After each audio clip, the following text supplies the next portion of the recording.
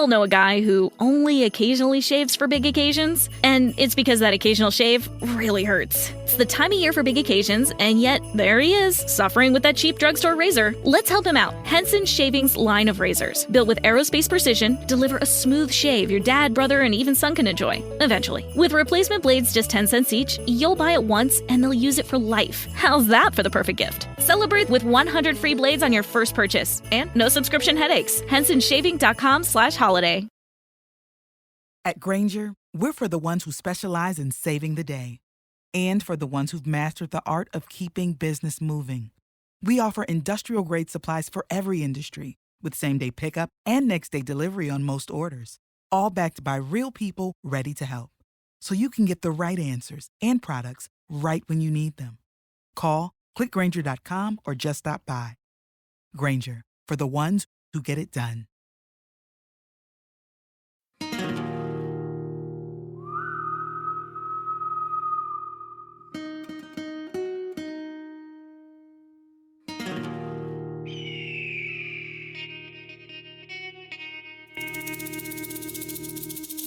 It's time for that little podcast down in Texas, the Tea Party Power Hour with Mark Galar.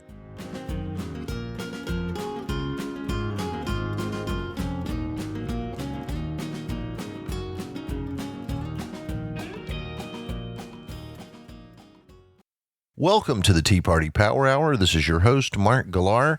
My guest is Mr. David Johnson.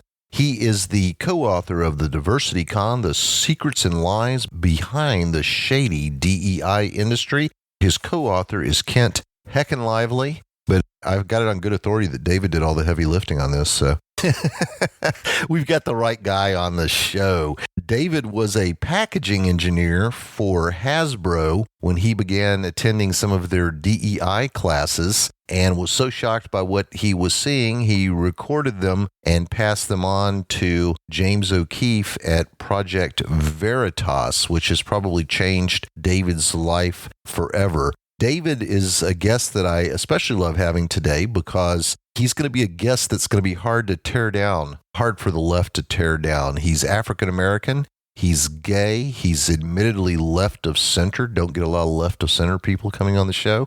So they're not going to be able to say he's a racist, although Juan Williams was once called a racist. And they're not going to be able to say he's a homophobe. So I'm not sure what ammunition they're going to use against him. All I know is I'm really glad to have him here. David, welcome to the show. Appreciate the introduction, and I suppose they could still call me a transphobe, but we'll see.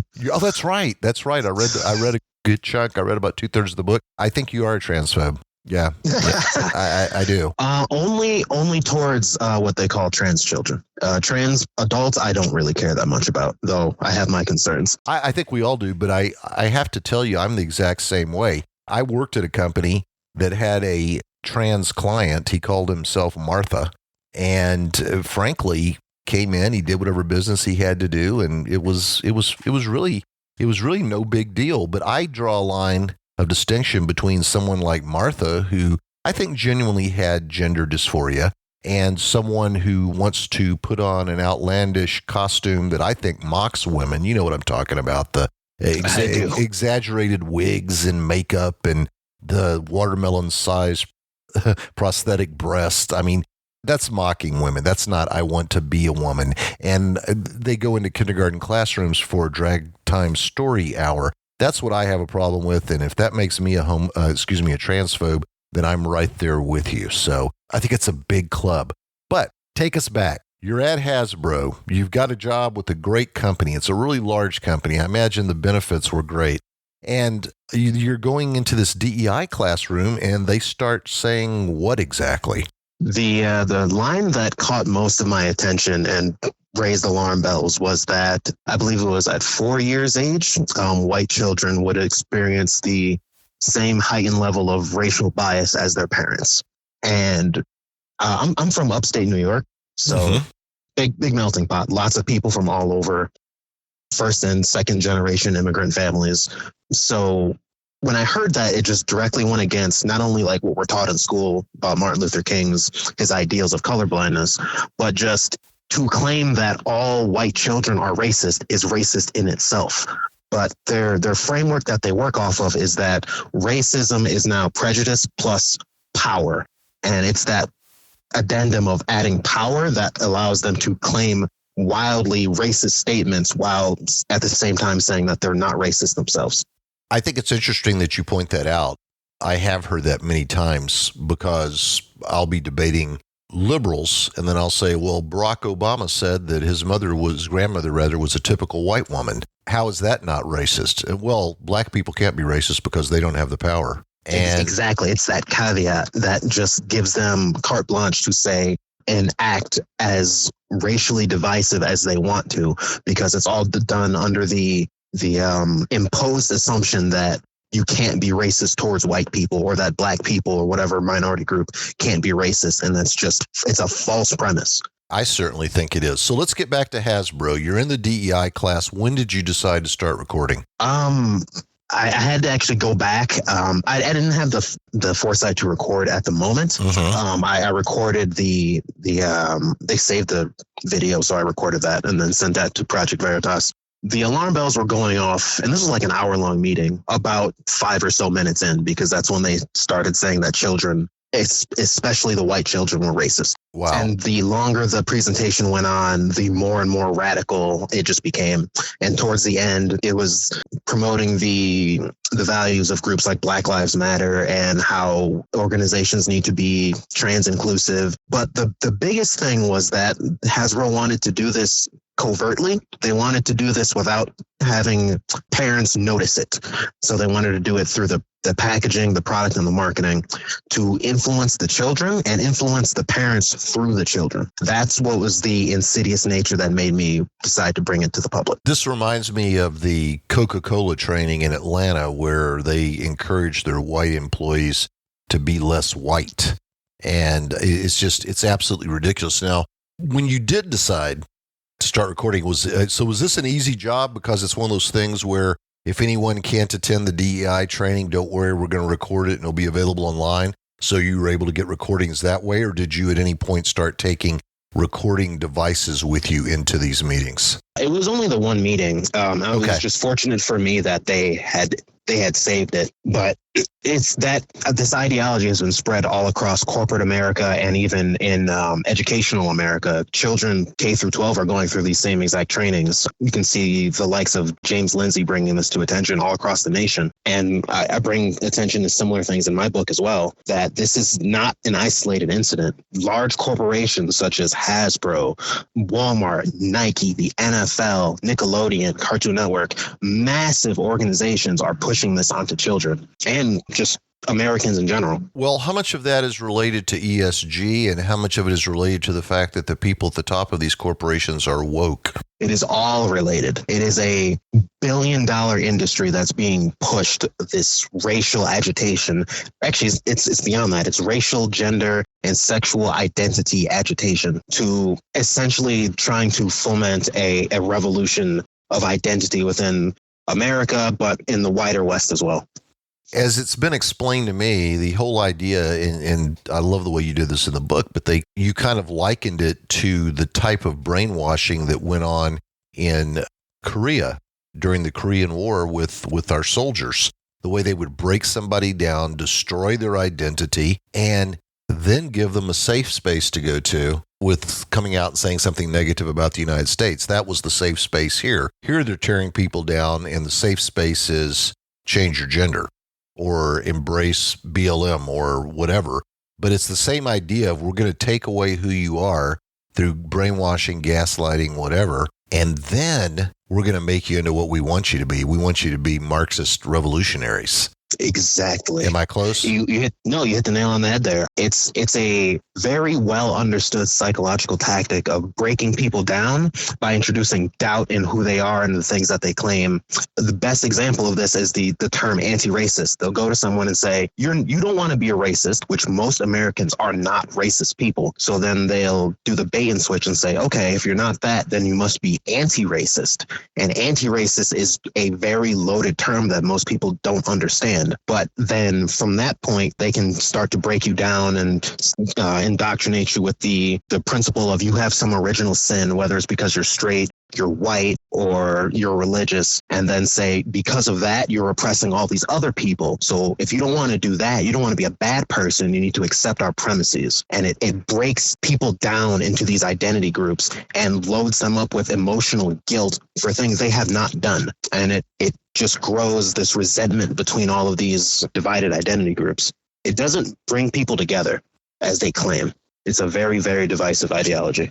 You make an interesting point in the book that there is this huge effort on the part of far leftists. I know you're center left, but we're talking about far leftists who want to separate between biological sex and gender. And then you raise the very interesting point of if gender doesn't have anything to do with your biological sex, then why is chopping off a young boy's penis or girls cutting off their breast or taking puberty blockers, if it has nothing to do with genitalia, then why is that called gender-affirming healthcare? Yes, it's one of the foundations of their ideology. And this is where me being not actually right-wing and being center-left actually comes into play. I can accept that there are there are men who don't identify with the male social role of being a man, and they might want to live as the opposite. Mm-hmm. Fine. There are strange people in the world. It's not black and white. I can accept that. Mm-hmm. Gender dysphoria is a real thing. I've known people who have suffered from it. Mm-hmm.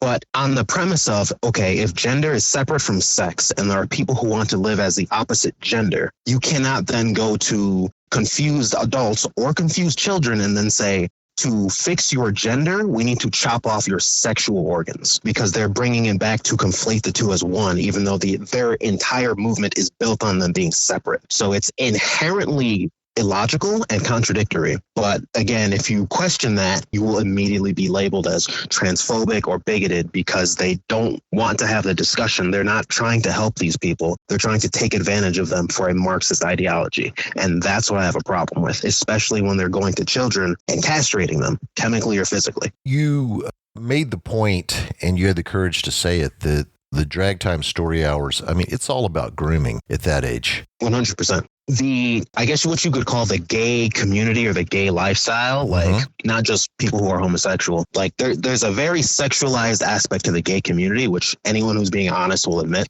And again, I don't have a problem with adults doing adult things in private spaces, but they're bringing what is essentially not like sexual reproduction, but education on how to have sex and how to perform sexual acts to children, and saying this is queer education, this is LGBTQ education, and it's just sexual grooming. And a lot of this is done by predators who are hiding within the gay community. One of the things I noticed is that online, I mean, you have groups like Gays Against Groomers.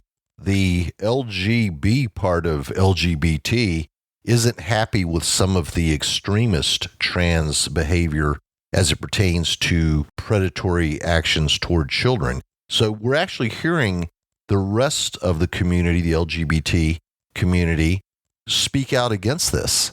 It's giving regular gay people and lesbians a bad name, because these loud activists are essentially, they're doing the work of child abusers and child predators, and then saying, if you disagree with us, you hate gay people. And it's like, no, you people are not the same as just two men who want to get married and live together, or two women. You are going after children explicitly and hiding behind gays as a shield. I personally, and I can't believe how many times I had this argument with my father-in-law while he was alive, and I took the opposite side at the time. I think it may be time to just leave sexuality out of the classroom, period. Let's not have sexual education classes. I mean, by the time they actually hold those classes, most of the kids know everything they need to know about it already. But I don't know that we need to have heterosexuals in kindergarten classrooms getting into explicit details about heterosexuality. And I don't know that we need to have transsexuals in kindergarten classrooms getting into the specifics about trans sex.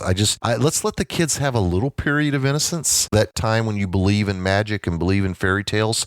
That's kind of an important part of being human. And I just think we need to not try to steal that innocence away from them at such an early age. What are your I thoughts? fully agree. I don't think sexual reproduction education honestly needs to be done before, I guess you could say, early high school or late middle school when children are about hitting puberty. And even then, when I was in school, it was opt-in. The teachers had to inform the parents of what they're going to be instructing. Now, with the LGBTQ education, as they call it, they're trying to go to children as young as kindergarten and trying to teach them about sexual concepts. And virtually none of it is about reproduction. It's just sex and kink education. But I think you're correct. Like, we should just go back to a time of, this is how humans are made. And if you have any other questions, you can ask your parents. I have to say that I like that. And although my dad was kind of a prankster, so I have to tell you, whenever I was in fourth grade, I was at a Catholic school. I went to Catholic school from kindergarten through eighth. And we, believe it or not, had sexual education in the Catholic school. One of the problems was girls were getting out of Catholic school and heading to a public high school because we didn't have a Catholic high school in town at the time, and were getting pregnant sometimes in very short order. So they thought, we need to tell them a little bit about this because, they need to understand where babies come from or they're going to start making them really quickly. Exactly. Yeah. I think that's a good point. Like, we don't want a rise in teen pregnancies. So basic education on, if you do these actions, these are the consequences, because this is how humans reproduce, like any other animal. But then that should be the cutoff. And then any further questions by the students, the teachers should just say, go ask your parents, or perhaps maybe even in schools, get parents involved in, like, have a random selection of the parents just sit in on these sex education classrooms, so then they can determine if it's acceptable or not. That's one of the good things that the pandemic brought us, is that Zoom classes allowed parents to get a peek at what was going on in the classrooms. And that's whenever a lot of the, frankly, hell-raising started, was because parents were going, I didn't know they were teaching this crap. It can be done, but it has to be done properly. When I say we had sex education in Catholic school, I mean, it started like in first grade with a bee and a flower. And that's about as far as we got in first grade. And it was in fourth grade that I still remember the woman's name. I'm not going to say it out loud because she's still alive and she actually lives in this town. But they were kind of getting around to intercourse, and I think the teacher, quite frankly, was very nervous about it. So I went home and my dad said, hey, Mark, what are they teaching you in the sex ed class? And I said, they're teaching us where babies come from. And he was like, well, how does it work? And I said, well, the sperm gets inside the woman and it fertilizes the egg, and the egg starts splitting and splitting and splitting. And so he said, how does the male sperm get inside the woman? And I said, you know what? They didn't mention that. He said, well, you should really ask your teacher tomorrow.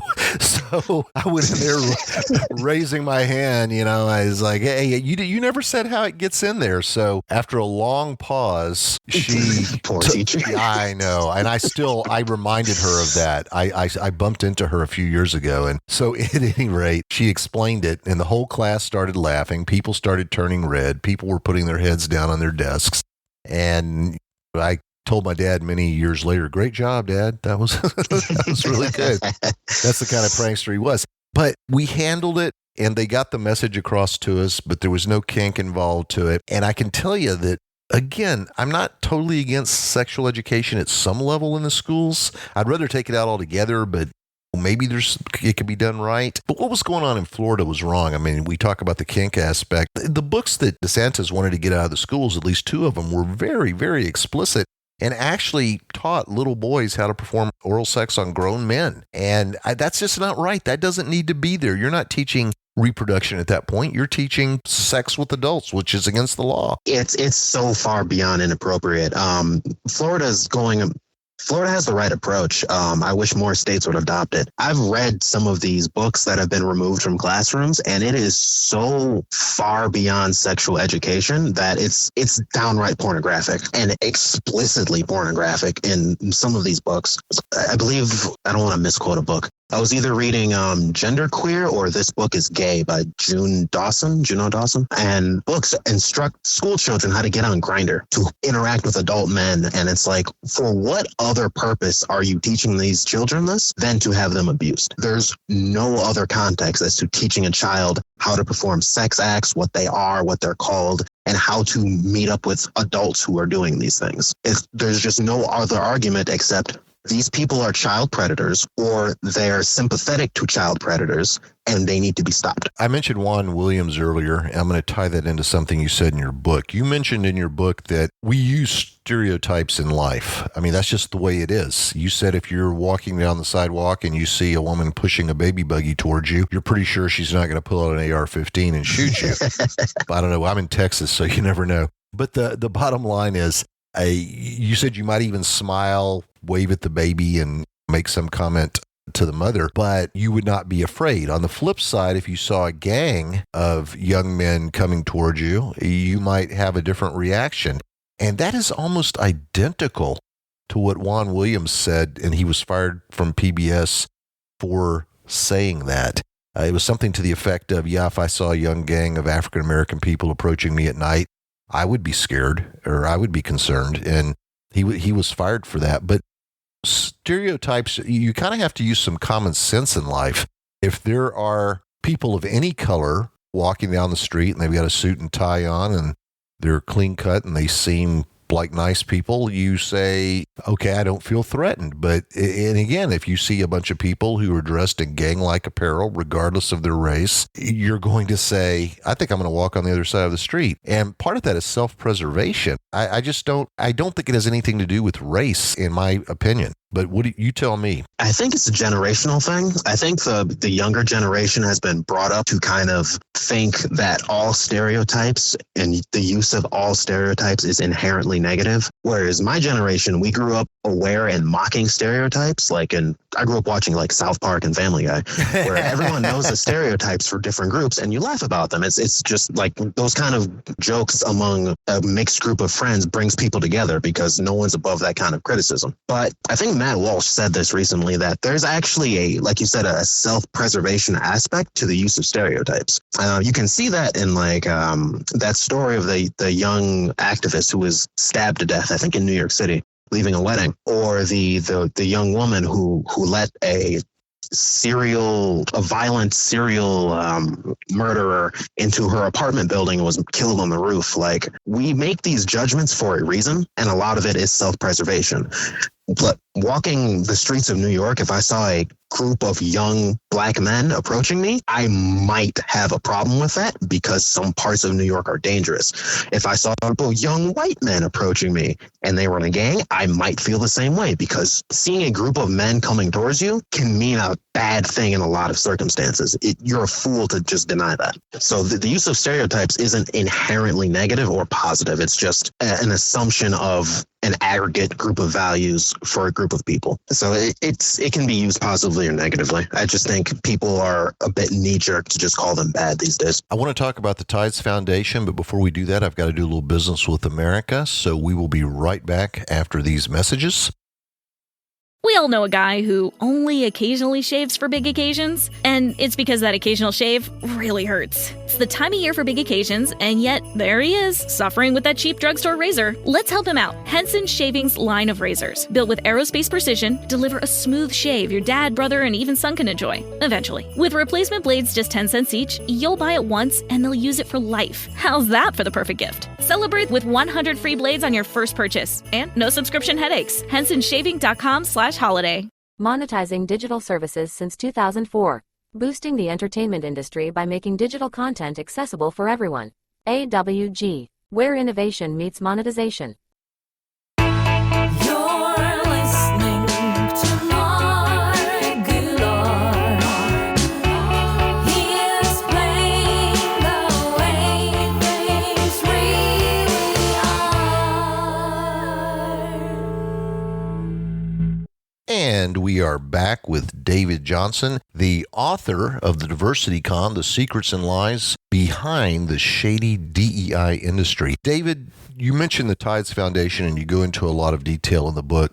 I know Glenn Beck tried to educate everyone 15 years ago on what the Tide Foundation was and is, but tell us about the Tides Foundation. Assume that my listeners have never heard of it and have absolutely no idea what they are and what they do and how they tie into all of this stuff that's going on with the left right now. Sure. So this is not something I knew about either until I began working on this book with Kent Heckenlively. Tides Foundation is probably best described as a network of shell organizations that funnel an insane amount of dark money. So that's money that's been laundered through different companies that's hard to track. The Tides Foundation is connected to such big entities like the Clinton Foundation, the Bill and Melinda Gates Foundation, the company that oversees Google, Alphabet. So very, very large sums of money go through the Tides Foundation, and a lot of it ends up towards political activism, whether it's on the official side or more on the unofficial side.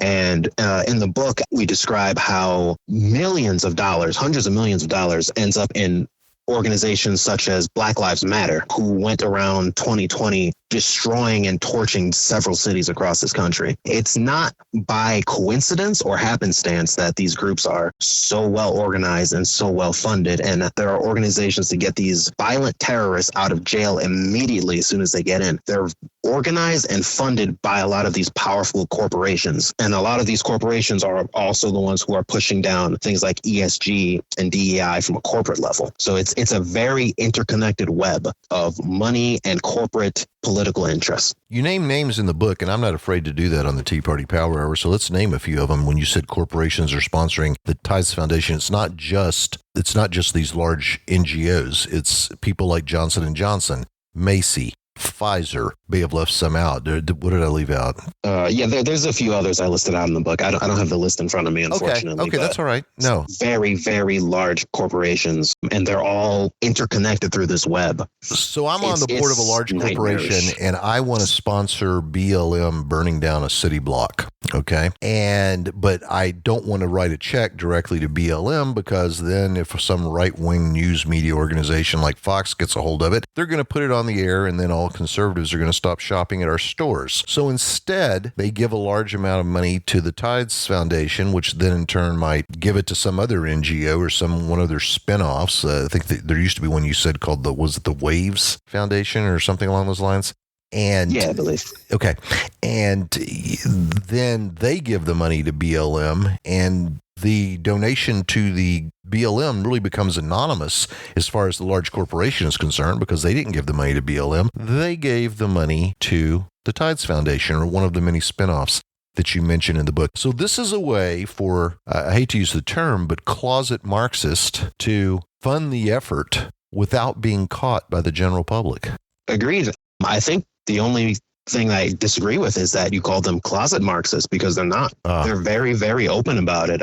Patrice Cullors, who is one of the big heads of BLM, was on video saying, and I quote this in the book, they are trained Marxists. This is what they do. I've seen that video. And what's ironic is I've seen other people, including a guest I had on last week, Liz Wheeler. Liz has been criticized online for saying that BLM is filled with trained Marxists.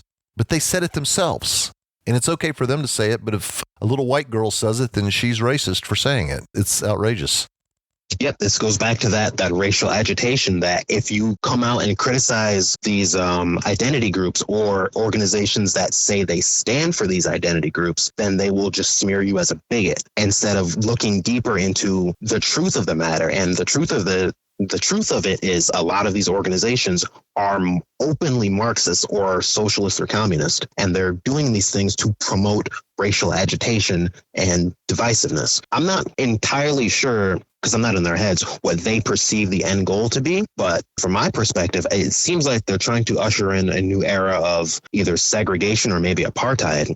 You have the likes of Ibram X. Kendi coming out and saying the cure to past discrimination is present discrimination, and the cure to present discrimination is future discrimination. They don't want groups to intermix with each other, whether it's race or sex or gender. They want groups to stay apart. They don't want what they call cultural appropriation. They're neo-segregationists, but they're pretending to be on the side of Americans who just want a race-integrated society, who don't want segregation and don't want racism. It's a Trojan horse. You said something that kind of hit a nerve with me, and that's the cultural appropriation.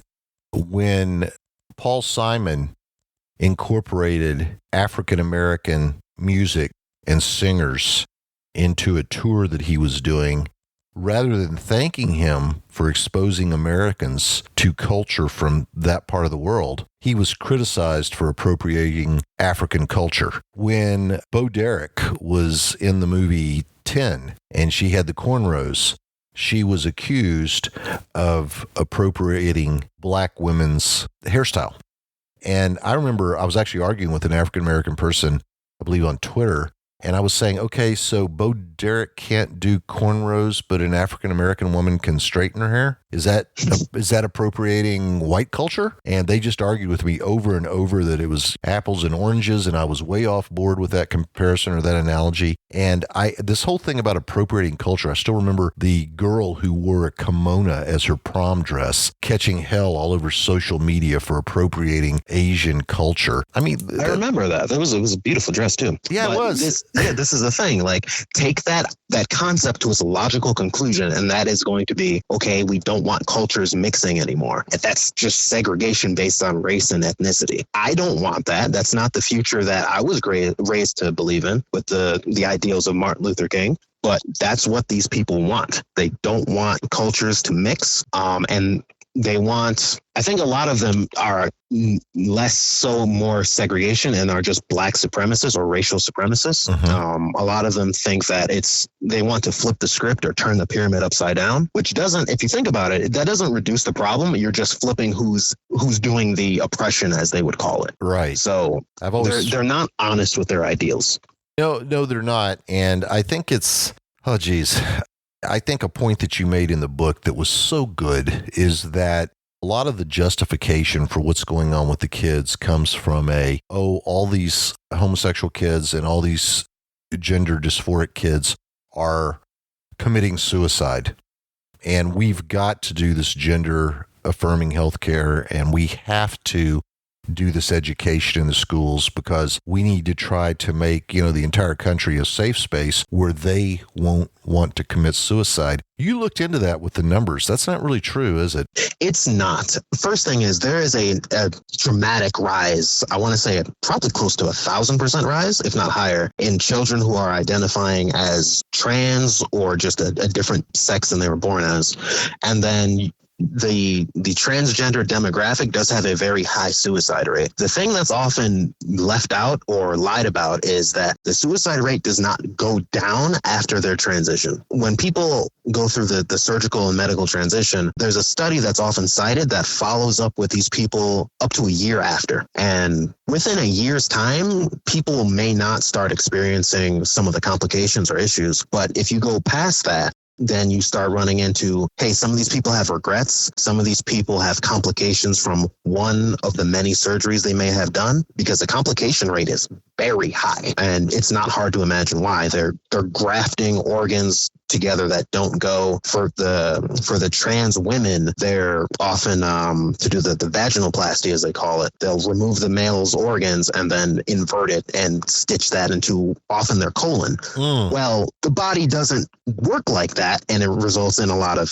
infections and complications. So when you start looking into the details, it's not hard to imagine why the suicide rate might go up after, or it doesn't decrease, because now a lot of these people are realizing, I have to live as a medical patient my entire life, and they can't have kids. They can't have a normal family in a lot of cases. And the drugs that they're on make them wildly unstable in a lot of cases. So that's the thing that's left out. And I just want to also add on, the claim that children will kill themselves if they're not allowed to transition is such an emotionally manipulative tactic. It's identical to a unstable girlfriend saying, if you don't do what I want, I'll kill myself. Good analogy. Yeah. That is a very good analogy. You also pointed out, after pointing out that this doesn't work, that Republicans at one point thought that it was a great idea to talk to kids about drugs. And you specifically mentioned the failure of Nancy Reagan's Just Say No program, or whatever you want to call it.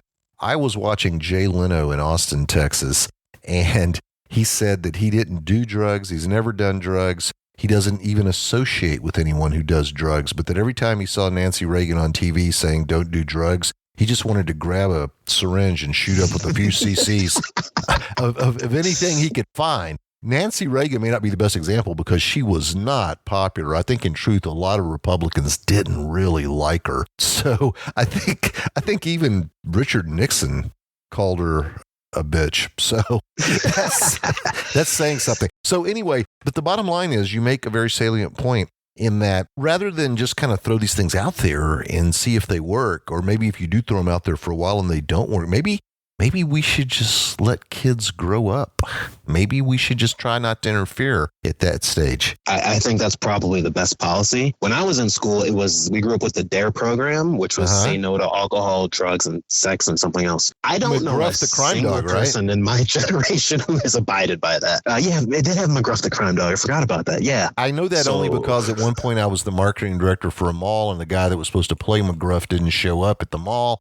And I had to put on the suit and go through the mall as McGruff, the crime dog. So that's, for all you kids thinking about majoring in marketing. But the bottom line is that program didn't really work either. So let's let kids grow up. Let's let kids have that time of innocence. And let's use, thank God, this is a radical idea. Let's use some common sense. I think we've gone over on time. Are you still okay? Because I do have one last question for you, or two, actually. Okay, good. I wanted to ask you, because your book is so big and we obviously can't cover the whole thing today, I try to pick out the pieces of the book that I want to talk about, but I want to give you a chance to talk about any part of the book that you want to talk about that we haven't mentioned thus far. I think one of the biggest things I try to do with this book is not just explain how they're pushing leftist ideology, Marxist ideology onto people through corporations and children through school, but how this ideology is uniquely crafted to destroy the American identity. And I don't think enough people realize that, because these groups are trying to get prominence off and some of these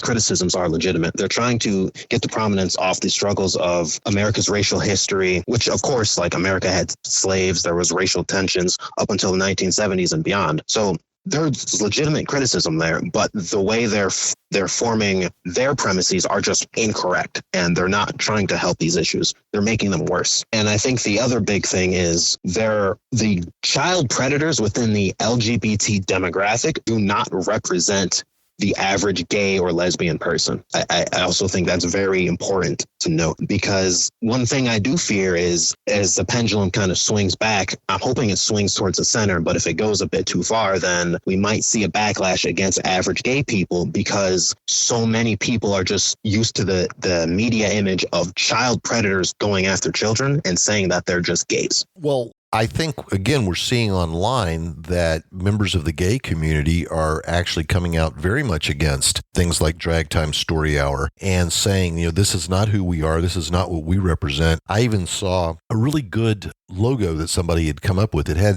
LGBT, but the B had a little foot coming out and was kicking the T out of the logo.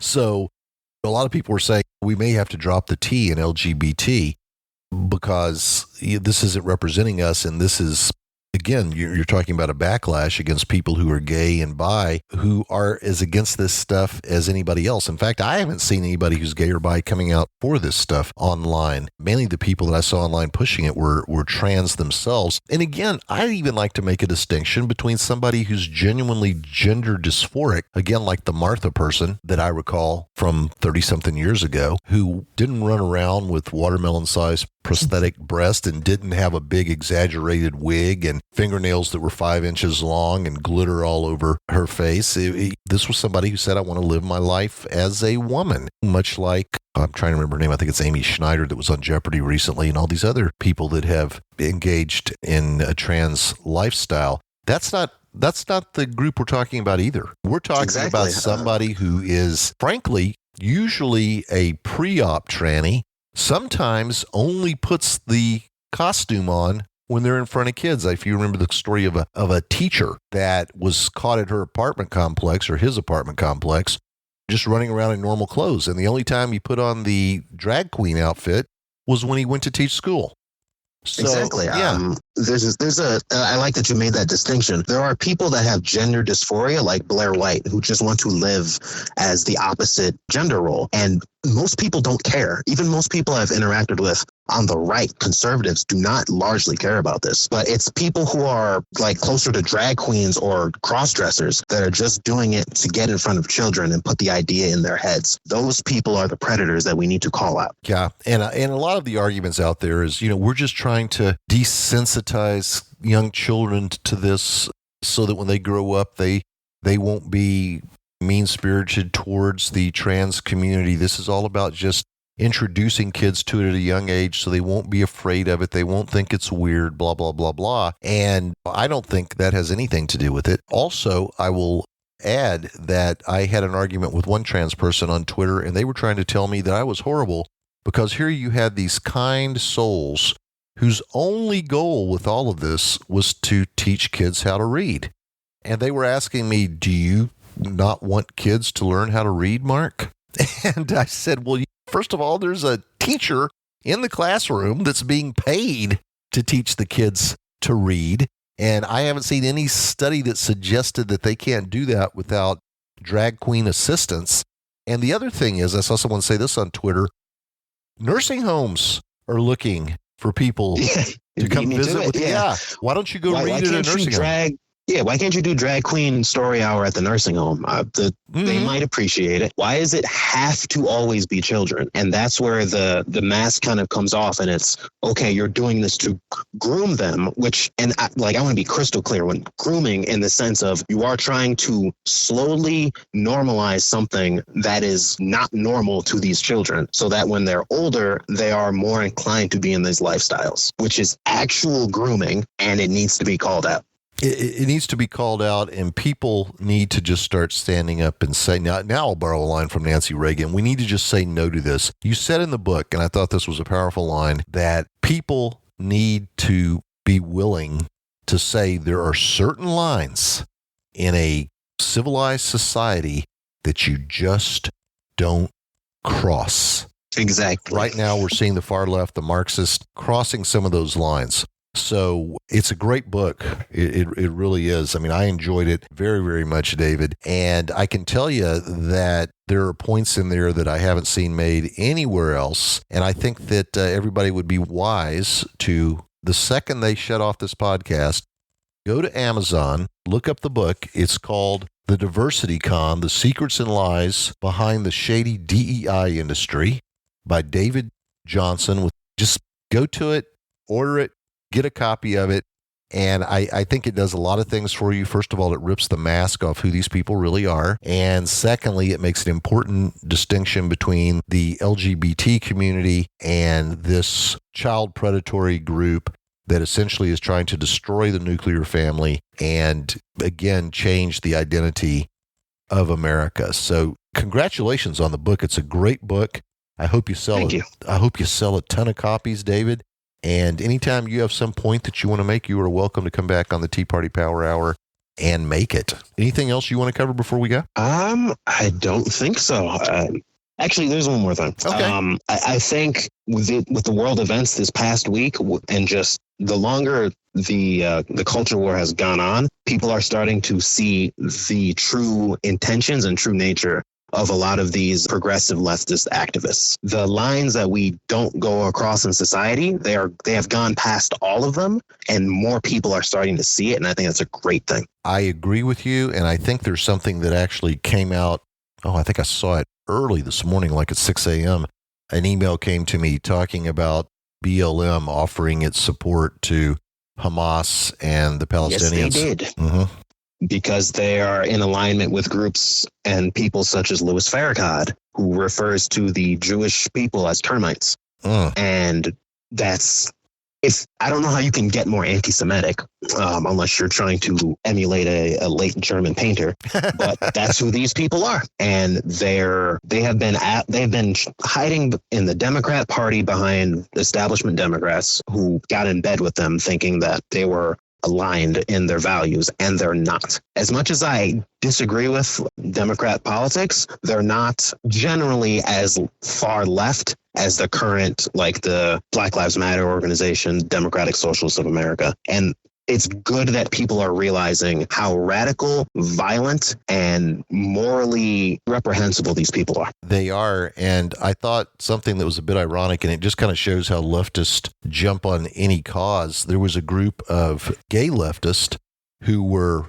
holding up a sign pledging their support for Hamas and Palestine. And somebody had a picture under it of a bunch of chickens saying chickens for Colonel Sanders or chickens for KFC or something like that. I've seen that, yeah. Do any of these people have an idea as to how gay people would be treated in that part of the world, how they would be treated under Sharia law? They have no concept of the world, and this is why it's so dangerous. They're so ignorant, but they're arrogant. And they will blindly march in lockstep behind these causes. The reason they claim to support Palestine in that sense is because they see them as oppressed brown people. So if they're oppressed brown people, therefore they are on our side. And it's so phenomenally ignorant that they don't understand that if they went there with a sign that said there's gays for Palestine, they might get a very unpleasant tour to the top of the nearest tall building. I was going to say, do they get it? Want to be thrown off of rooftops? I mean, that's kind of the treatment they get there. It's actually okay to take a gay person and throw them off the roof because they're gay, and that's the people they're supporting. But all they know is all their leftist friends, and again, I'm not talking about someone who's center left like you. I'm talking about the far left. All their far left friends are supporting Hamas, so they're going to do it too. They just say, hey, they're doing it. We should be doing something about this. And they have absolutely no concept of what Hamas is all about or how they would be treated in that part of the world. You see it every day. I don't know. I mean, David, I know Catholics, and I've said this on the air before, who have, the traditional SUV soccer mom van or whatever the hell you want to call it. And they'll have anti-abortion bumper stickers from the left side of that bumper to the right. And then they'll tell you who they're voting for, and they're voting for all Democrats who support abortion. And again, I'm a Republican, and I know you're not, but that's just, I just look at that and say, have these people lost their mind? I mean, I'm not wanting to debate abortion today. I'm just saying, if you're so anti-abortion that the back bumper is lit up with about 7 bumper stickers that are anti-abortion bumper stickers, and then you go into the voting booth and pull the lever for pro-abortion candidates, I mean, what are you doing? It's arrogant ignorance. And just one last point. Sure. You see this. I think the best example of this recently is in Canada, where the Canadian Parliament stood up and cheered for someone who served in World War II as a Ukrainian, not understanding the context of they were allies of Hitler in World War II. So the Canadian Parliament applauded a Nazi, an actual Nazi soldier from a terrible unit known for their war crimes, because they're so ignorant of history, but they're so arrogant in that they are on the right side of it. They're dangerous ideologues. And I hope people are understanding that, seeing the violence that's happening in the Middle East right now. That's who they're willing to stand behind. They'll stand behind Hamas terrorists. And I'm no expert on the Israel-Palestine conflict, but if you're executing civilians, you're bad. Mm-hmm. And they'll ally with them. They'll blindly applaud a Nazi because they don't know, but they know that they oppose whatever our side is, the side that wants freedom, limited government, and common sense. Mm-hmm. They just know that they oppose us. So anything is permissible. And I think people need to understand how dangerous that is. You are right. They are going to oppose anything that we support, and they're going to support anything we oppose. Good example of that is there's video of Hillary Clinton saying we need a wall, Bill Clinton saying we need a wall, Barack Obama saying we need a wall, and then Donald Trump says it, and it's like, you're a racist. You're exactly. a racist. And Make America Great Again, I think it was a Bill Clinton slogan. It sure was. Like, it's not Trump's original, but Trump said it, and Trump is on the Republican side, so they have to oppose it. And you see that down the line. And to bring it just full circle, the current right wing right now says, hey, don't sterilize children and don't give them education on sex and kink. They oppose it for no reason other than they oppose us. I'm a former drug rep, and I always like to joke. I was one for 22 years, and I always like to joke that hydroxychloroquine became a killer drug that killed people when Donald Trump said it may offer hope. And I often said if Trump were really on his game when it came to psychology, he would have said, hey, there's a study in Europe, or survey rather, the doctor said they're having most success treating COVID with hydroxychloroquine. It's unofficial at this point, but they're saying that drug does offer some hope. And because we really don't have the studies we need behind it, I'm going to ban the use of hydroxychloroquine in America for treating COVID. You can continue to use it to treat malaria, because we've been doing that for 50 years. But for the time being, until we know a little bit more, I'm going to sign an executive order saying no hydroxychloroquine may be used for treating COVID. The liberals would have been tearing down the White House. They would have had signs, we demand hydroxychloroquine now. Trump killing people by holding back hydroxychloroquine. Whatever he says, these idiots go the opposite direction. And you mentioned Bill Clinton's Make America Great Again. I've actually seen a video put together where you see the commercial from when he ran for president saying, let's make it together we can make America great again. And then here he is in present times going, oh, make America great again. Anybody from the South knows what that really means. You know, it's like, oh, God, yeah, right, it's racist. It's hollow. It's such hollow virtue signaling. That's what we're up against. It is. And hopefully, and books like this are going to help. Books like this are going to help. I tell people you need to educate yourself, no matter what the topic is. And I'm sure there's some topics, because you're center-left, that we would disagree on. And that's okay, because disagreement is healthy. You have to be able to support what you're saying. Nothing wrong with that. But I had, when I was a drug rep, a doctor's wife, and I hope she's listening. I may send this to her. But I had a doctor's wife say that she was certain that Trump had colluded with Russia back in 2016. And I do a little thing I call the blank paper test. I keep a blank piece of paper with me, and I handed it to her, and I said, write down all the evidence you have that Trump colluded with Russia in 2016. And she said, well, I'm not very good at stuff like that. And I said, okay, but you said you believe it, so you must have some reason why you believe it. No, we'll just wait and see what the Mueller report says. I'm going to start doing that. That's a good idea. Oh, it's fun. Blank paper test. Yeah, you can do it with anything involving liberals. So she says, I'm not very good at that. We'll just wait and see what the Mueller report says. I trust Mueller. I'm going to go along with what the Mueller report said. So you might imagine how happy I was when the Mueller report came out. I couldn't wait to go back to her and say, well, you said you were going to abide by whatever the Mueller report said. It said it couldn't find sufficient evidence that Trump or his campaign colluded or conspired or coordinated with Russia. So now are you willing to admit? And she said, I will go to my grave believing that the only way Trump could have beaten Hillary Clinton is because the Russians helped him. I know some people like that. Yeah. And I said, but it's unfortunate. Yeah.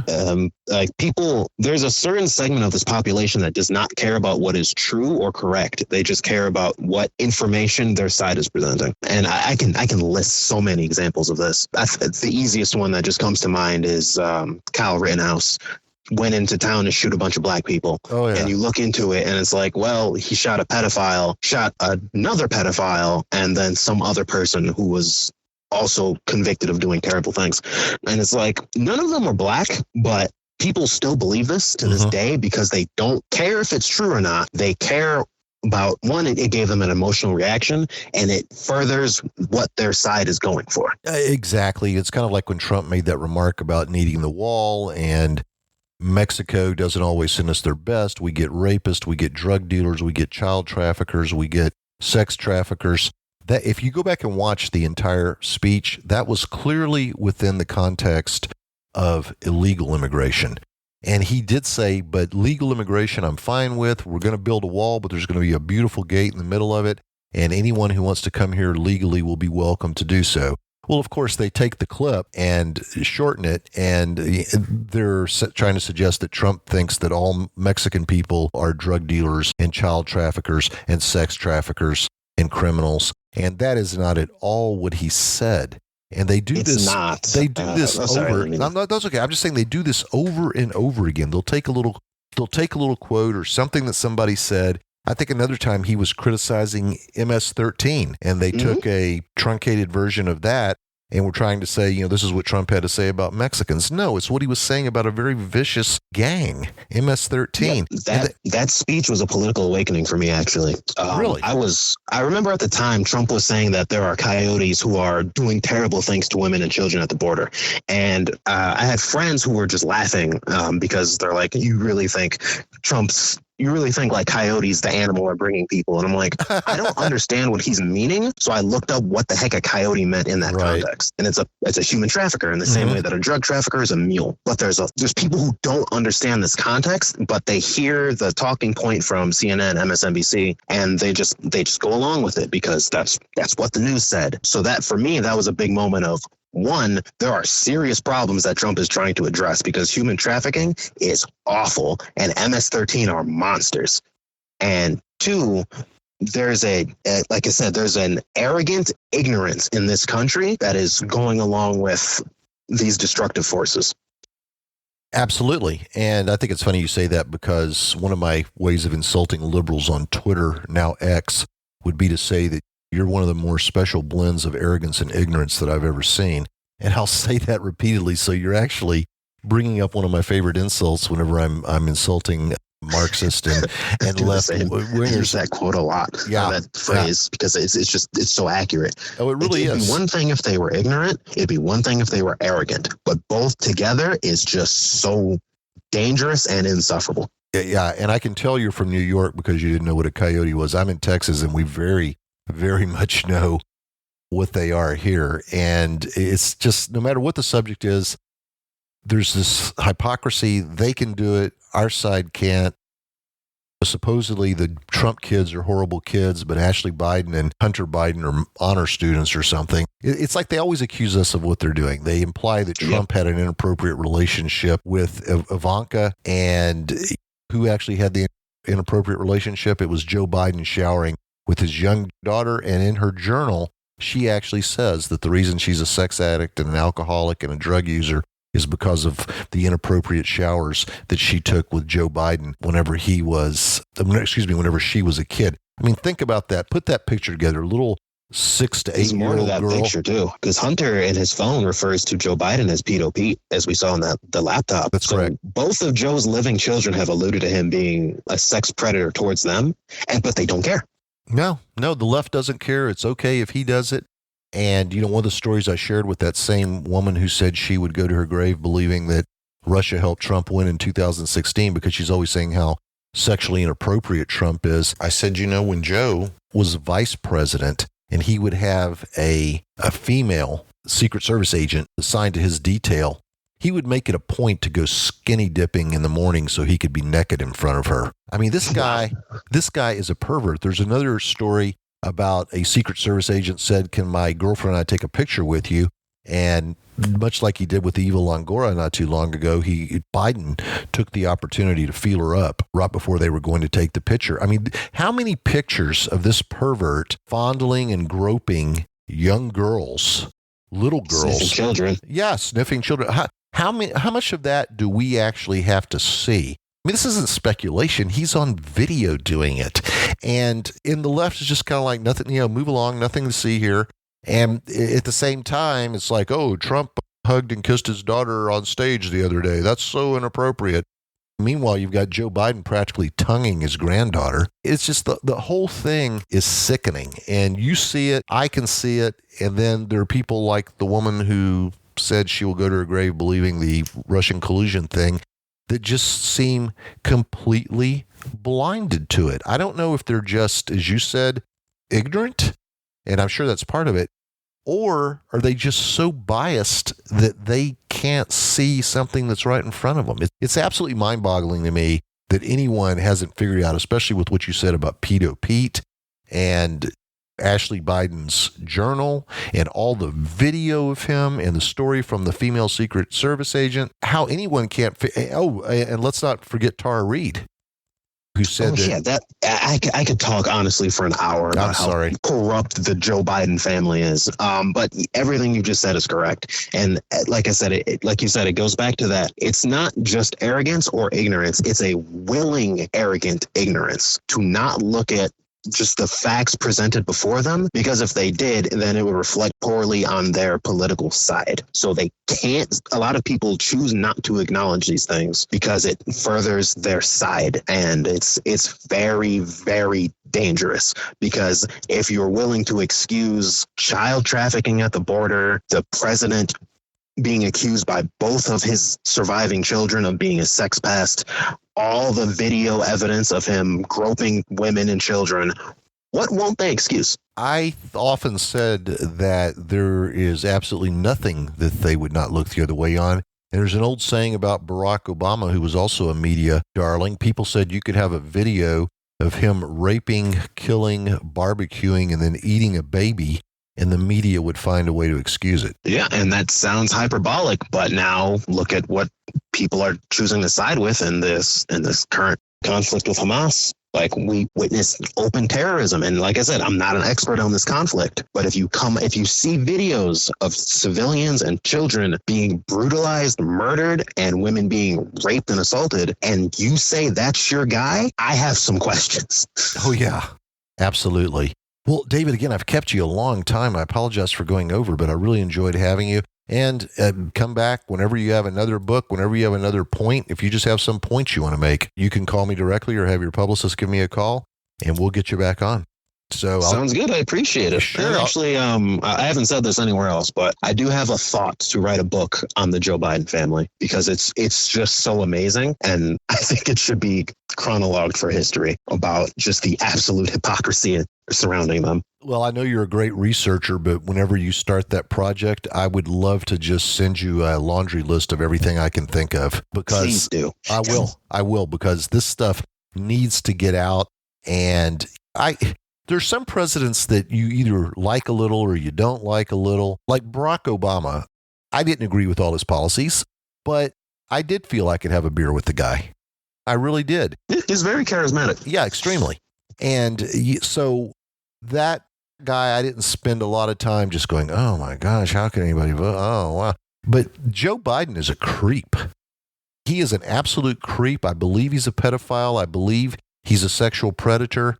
And meanwhile, the left just is so busy looking at Trump, they don't see any of this stuff. So again, when you start to write that book, please, I don't want any credit. I don't want anything. I want to send you a list just in case there might be something on my list that's not on yours that you could include in there, because I want to make sure that when you get him, you really get him. No, I'd really appreciate that. Once again, thanks for being on the show. Enjoyed having you. For you folks at home, remember the title of the book is The Diversity Con: The Secrets and Lies Behind the Shady DEI Industry. Don't say you're going to order it later. Don't say you're going to order it for someone for Christmas. The minute you click the off button on this podcast, go to Amazon or wherever good books are sold and get your copy. And with that, we are done. David, thanks for being on the show. Thank you for having me. Really like this conversation. Have a great day. You too. Take care. Bye-bye. And with that, I want to thank everybody for being here today. I also want to remind you that if you'd like to subscribe to our newsletter, the way to do that is to get out your smartphone and text T, that's TEA, as in taxed enough already, to 44144. Once again, text TEA to 44144. And Christmas is right around the corner, and you know you need some stocking stuffers for those MAGA supporters on your list. Nothing makes a better stocking stuffer for a MAGA supporter than a Trump coin. These things are 99.9 silver. You can even get them in gold. They're beautiful. They're well designed. The silver content makes them special. Have you ever heard the sound that true silver makes when you clank the coins together? It's beautiful. It's like music. So, just like with David's book, do not hesitate. Go to teapartypowerhour.com. Up at the top of the page, you're going to see Trump coins. Click on that. Find one you like, click on it, order it, get it in time for Christmas, and give it to the MAGA supporter on your list. If they don't tell you it's one of the nicest gifts you've ever given them, I personally will be shocked. They're going to love it. And not only that, when you go to their house 15, 20 years from now, they're still going to have it up on a shelf because they're going to value it that much. This is a gift that lasts a lifetime. It's a gift that they're going to pass down to their kids. Once again, thank you for being on the Tea Party Power Hour. We look forward to seeing you again next time. Hope you join us. Bye-bye. You've been listening to the Tea Party Power Hour with Mark Galar. Y'all come back now. You hear?